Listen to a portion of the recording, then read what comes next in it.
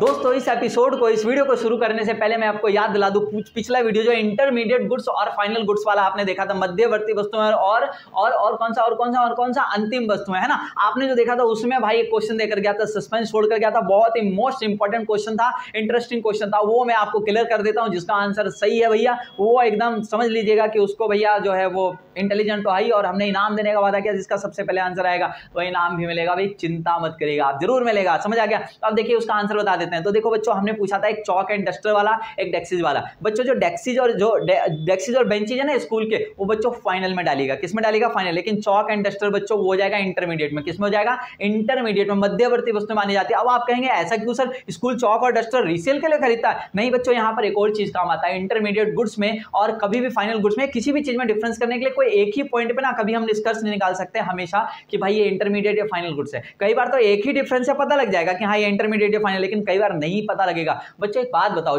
जो डस्टर है और जो आपका चॉक है, क्या वो प्रोडक्शन प्रोसेस के बाहर दिखाई देता है? प्रोडक्शन प्रोसेस 1 साल का, स्कूल का पीरियड 1 साल का होता है बच्चों, उसके बाद क्या वो दिखाई देता है? चॉक और डस्टर बचता नहीं बच्चों, वो कंज्यूम होता जाता है, जब रॉ मटेरियल खत्म हो जाता है बच्चों, इसकी लाइफ ज्यादा नहीं है, इसलिए इसको किसके अंदर डाल दिया गया। अब कई बच्चे कहेंगे अरे सर डस्टर, अरे तो कई बच्चे ऐसे भी तो होंगे, समझ लो डस्टर कितना दिन चलाते हो, ये मार के, फेंक के, रगड़ के, घिस के, जूते साफ करके, ये बोर्ड साफ करके, दीवार साफ करके, ऐसे गंदे काम मत किया करो यार, है खराब कर देते हो डेक्सिस को आप, सॉरी माफी चाहूंगा डस्टर को। तो इस तरीके से चल नहीं पाते। लेकिन दोस्तों डेक्सिस जो है आपके, वो प्रोडक्शन प्रोसेस के बाहर भी दिखाई देती हैं, ये लॉन्ग टर्म तक चलेंगे, इसलिए दोस्तों क्या रहेगा, ये फाइनल गुड्स आंसर रहेगा। इसी तरीके से दोस्तों अब चलते हैं हम लोग निडल और थ्रेड की ओर। अब आप समझ गए होंगे, बिल्कुल आप समझदार हैं। निडल और थ्रेड क्या होगा? निडल और थ्रेड भैया इंटरमीडिएट में डाल दो सर, क्योंकि प्रोडक्शन प्रोसेस में खत्म हो जाता है, बार बार सुइयां टूटती रहती है, थ्रेड दिखाई नहीं देता भाई, कपड़ों में यूज होकर चला जाता है। लेकिन दोस्तों जो मशीन है, स्विंग मशीन जो टेलर ने खरीदा है, वो सदियां तो नहीं बोल सकता मैं, कई सालों तक आपको दिखाई देगा, प्रोडक्शन प्रोसेस के बाहर भी दिखाई देता है दोस्तों, इसलिए क्या है वो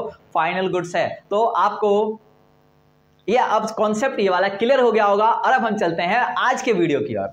हेलो माय डियर व्यूअर्स, तो आप लोगों के लिए आज का जो कॉन्सेप्ट है हमारे चैनल पे वो है इकोनॉमिक्स के क्लास 12 से नेशनल इनकम में से सर्कुलर फ्लो ऑफ इनकम या मनी इनटू सेक्टर इकोनॉमी। देखिए अलग अलग सेक्टर से, यानी कि 3 सेक्टर इकोनॉमी में इसकी स्टडी की जाती है, 4 सेक्टर इकोनॉमी में स्टडी की जाती है और 2 सेक्टर। तो जनरली आपके पेपर में 2 सेक्टर इकोनॉमी में ही आपसे ये क्वेश्चन पूछा जाता है। तो दोस्तों कॉन्सेप्ट का नाम है सर्कुलर फ्लो ऑफ इनकम। जैसा कि मैंने बताया हिंदी और इंग्लिश दोनों मीडियम के लिए ही यूजफुल रहेगा मेरा वीडियो। तो देखिए यहाँ पर क्या है, 2 क्षेत्रीय अर्थव्यवस्था में आएगा चक्रीय प्रवाह। दोस्तों क्या होता है चक्रीय प्रवाह, हम सबसे पहले उसको जानते हैं, बड़ी आसानी से आपको समझ में आने वाला है। देखिए हमने क्या लिखा है, it is important for maintaining equilibrium in an economy. एक अर्थव्यवस्था को चलाने के लिए, इक्विलिब्रियम मेंटेन करने के लिए, संतुलन बनाए रखने के लिए, ताकि ज्यादा इन्फ्लेशन डिफ्लेशन ना हो जाए, उसके लिए सर्कुलर फ्लो बहुत जरूरी होता है। इस बात का ध्यान रखिएगा भाई। सर्कुलर फ्लो क्या होता है? पैसे का एक जगह से दूसरे का, दूसरे तीसरे चौथे जगह, फिर पहले जगह, फिर दूसरे, ऐसा मूवमेंट हो रहा है, क्या कहलाता है? सर्कुलर फ्लो कहलाता है। सर्कुलर फ्लो घूमता रहेगा,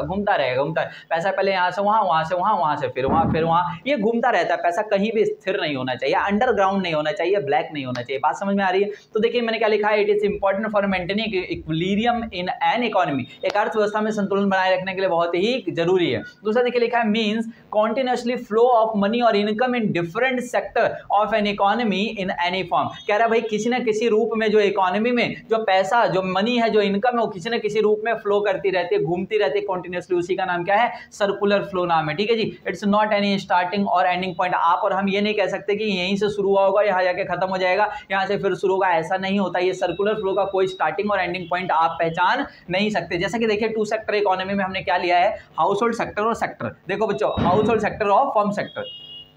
अब ये 2 सेक्टर 3 सेक्टर आपको समझाने से पहले यहाँ पर क्लियर कर देता हूँ। देखो सेक्टर्स ऑफ एन इकोनॉमी यहाँ पर क्या है, 4 सेक्टर इकोनॉमी के टोटल यहाँ पर हम बना सकते हैं किसी भी इकोनॉमी के अंदर। 4 सेक्टर में डिवाइड किया जा सकता है। देखो 4 सेक्टर में क्या है, हाउस होल्ड सेक्टर है, फर्म यानी कि प्राइवेट सेक्टर है, तीसरा है गवर्नमेंट सेक्टर, और चौथा है बच्चों फॉरेन कंट्रीज यानी कि rest of the world. Foreign countries यानी कि रेस्ट ऑफ द वर्ल्ड। तो एक अर्थव्यवस्था के 4 क्षेत्र कौन कौन से हैं बच्चों? देखिए यहाँ पर घरेलू क्षेत्रक है, निजी क्षेत्रक है, और ये आपका सरकार है, और ये आपका फॉरेन कंट्रीज यानी कि रेस्ट ऑफ द वर्ल्ड है ना, विदेशी, विदेशों से भी बहुत सारे ट्रांजेक्शन आप करते हैं। बात समझ में आ गई। यहीं पर एक कॉन्सेप्ट जुड़ा हुआ आपको बता देते हैं जो बहुत ही खास होता है दोस्तों, ओपन इकोनॉमी और क्लोज इकोनॉमी। कई बार आपके पेपर में पूछा गया है खुली अर्थव्यवस्था और बंद अर्थव्यवस्था। दोस्तों बंद अर्थव्यवस्था किसको कहते हैं? बंद अर्थव्यवस्था कहते हैं जब हम बाहर वालों से ट्रांजेक्शन नहीं करते, बाहर वालों से लेन देन नहीं रखते, तो उसको क्या कहा जाता है? क्लोज इकोनॉमी, बंद अर्थव्यवस्था। जैसा कि 1991 से पहले हमारे देश ने एक पॉलिसी में लगभग ऐसे अडॉप्ट कर रखा था कि बाहर वालों से कोई भी हमको क्या नहीं करना, बाहर से लेन देन ज्यादा नहीं रखना है दोस्तों, उसको कहा जाता है क्लोज इकोनॉमी। यानी कि वहां पर फॉरेन कंट्रीज, देखो समझाने के लिए मैंने लिखा है ओपन इकोनॉमी उसको कहेंगे जहां पर फॉरेन कंट्रीज से हम डीलिंग कर रहे हैं, देखो टिक कर दिया मैंने, यानी कि फॉरेन कंट्रीज से अगर डीलिंग कर रहे हैं दोस्तों तो उसको कह दीजिएगा ओपन इकोनॉमी। अगर आप फॉरेन कंट्रीज से डीलिंग नहीं कर रहे हैं तो उसको क्लोज इकोनॉमी यानी कि बंद अर्थव्यवस्था बताया जाता है। बात समझ में आ गई। यानी कि क्लोज इकोनॉमी में हाउस होल्ड, फर्म और गवर्नमेंट आएगी, फॉरेन कंट्रीज नहीं आएगा। ओपन इकोनॉमी में दोस्तों चारों आएगा। बात समझ में आ गई। तो आइए टू सेक्टर इकोनॉमी में हम लोग पढ़ रहे थे। पहला है हाउस होल्ड सेक्टर, यानी कि दोस्तों यहाँ पर घरेलू अर्थव्यवस्था आप इसे कह सकते हैं। हाउस होल्ड को आप परिवार क्षेत्र भी कह सकते हैं। क्या कह सकते हैं? परिवार क्षेत्र। और यहाँ पर फर्म क्षेत्र है, यानी कि फर्म सेक्टर मैंने लिखा है यहाँ पर टू सेक्टर इकोनॉमी। बात समझिएगा बड़े ध्यान से। तो देखिए इनके बीच में कैसे होता है सर्कुलर फ्लो ऑफ इनकम, बड़े ध्यान से समझिए। सबसे पहले हाउस होल्ड सेक्टर से ही फर्म सेक्टर का निर्माण होगा। भाई हाउस होल्ड सेक्टर परिवारों से ही तो कोई लैंड कोई यहाँ पर देगा फर्म सेक्टर के लिए, कोई लेबर यहीं से जाएगा, कैपिटल भी कोई यहाँ से लगाएगा और एंटरप्रेन्योर भी, मालिक भी कोई यहाँ से होगा। दोस्तों ये हो गया आपका फैक्टर सर्विसेज को, तो इसको कह सकते हैं आप factor services rendered by the household sector to the firm sector, है ना। यानी कि हिंदी में कहते हैं इसको कि परिवार क्षेत्र द्वारा साधन सेवाओं को दिया गया, किसको? फर्म सेक्टर को, है ना।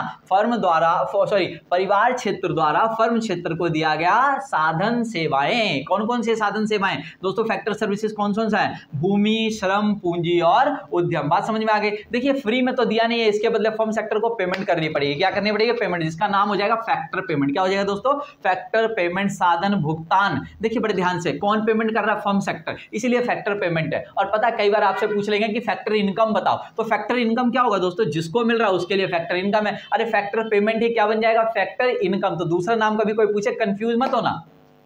तो देखिए फैक्टर पेमेंट में क्या होगा भाई? लैंड पे क्या दे देगी? रेंट दे देगी। लेबर को क्या दे देगी? वेजेस, सैलरीज दे देगी। कैपिटल वाले को क्या मिल जाएगा? इंटरेस्ट मिल जाएगा। एंटरप्रेन्योर को क्या मिल जाएगा? प्रॉफिट मिल जाएगा। भैया एंटरप्रेन्योर कौन है? मालिक है। बात समझ में आ गई। तो देखिए यहां से यहां फैक्टर सर्विसेज, साधन सेवाओं का मूवमेंट हुआ और यहां से यहां वापस किसका मूवमेंट हो गया? फैक्टर्स पेमेंट का हो गया, यानी कि उस पर जो पेमेंट मिली। अब आइए फर्म सेक्टर रेडी हो गया किस क्या करने के लिए? प्रोडक्शन करने के लिए। ये गुड्स एंड सर्विसेज किसको बेचेगा? भाई बना के अचार थोड़ी ना डालेगा। किसको बेचेगा? हाउस होल्ड सेक्टर को बेचेगा। फ्री में बेचेगा क्या? नहीं सर, इसके बदले इसको पैसा देगा जिसका नाम होगा कंजप्शन एक्सपेंडिचर। क्या नाम होगा बच्चों? Consumption expenditure. आपको उम्मीद करता हूं ये समझ में आ रहा होगा पूरा कि सर्कुलर फ्लो क्या है। पैसा कहीं टिकता ही नहीं है भाई। ये फैक्टर सर्विसेज के रूप में यहां पर गया और ये वापस फैक्टर पेमेंट के रूप में आ गया। फिर इसने गुड्स एंड सर्विसेज को बेची, इसने कंजप्शन एक्सपेंडिचर कर दिया। और बीच में इनकी हेल्प करता है कैपिटल मार्केट, यानी कि बैंक वगैरह को आप इसके अंदर शामिल कर सकते हैं। ये है कैपिटल मार्केट, हिंदी में लिख देता हूं पूंजी बाजार कहेंगे। अब देखो क्या करता है कैपिटल मार्केट का मतलब, यहाँ बैंक से समझ लीजिए आप। यहां पर ये कुछ अपनी सेविंग्स जमा कराएगा,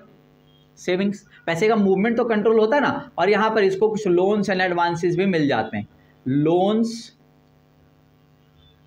लोन्स एंड एडवांसेस भी मिल जाते हैं। और इसी तरीके से फर्म सेक्टर भी अपनी कुछ सेविंग्स यहां पर जमा करवाता है और मोस्टली लोन वगैरह इनको मिल जाता है ना। ज्यादा तो लोन का मूवमेंट यही होता है, लोन्स एंड एडवांसेस। ये समझ लीजिएगा बड़े ध्यान से, ऋण और अग्रिम कहा जाता है। तो एक कैपिटल मार्केट इसकी हेल्प कर सकता है। बात समझ में आई आपको? अब देखिए इसी को सबसे इंपॉर्टेंट कॉन्सेप्ट इसी के अंदर जो आता है बच्चों, क्या आता है बड़े ध्यान से समझिए। फ्लो ऑफ मनी जो हमने पढ़ा ना, इसके अंदर फ्लो ऑफ मनी, इसको दो पार्ट में डिवाइड कर सकते हैं, मॉनेटरी फ्लो और रियल फ्लो। क्या कह सकते हैं भाई? कुछ को मॉनेटरी फ्लो कहेंगे और कुछ को क्या कहेंगे? रियल फ्लो कहेंगे। यानी कि भैया मौद्रिक प्रवाह या फिर वास्तविक प्रवाह कह सकते हैं। मौद्रिक प्रवाह या वास्तविक प्रवाह, देखो नाम से क्लियर है। मॉनेटरी फ्लो, मौद्रिक प्रवाह जो पैसों के रूप में हुए भाई, जो सेक्टर्स के, जो इकोनॉमी के सेक्टर्स के बीच में मनी फॉर्म में हुए। किसमें फ्लो हुआ है? इनकम का फ्लो कैसे हुआ भैया? मनी के रूप में हुआ है सर, उसको नाम दे दीजिएगा मॉनेटरी फ्लो। आप खुद से बताइए, यहां पर 1, 2, 3 और ये 4, इन चारों में से कौन कौन सा मनी के रूप में हुआ? सर साफ साफ क्लियर है, फैक्टर पेमेंट। एक तो ये रहा sir, factor payment made by the firm sector to the household sector. कौन कौन सा?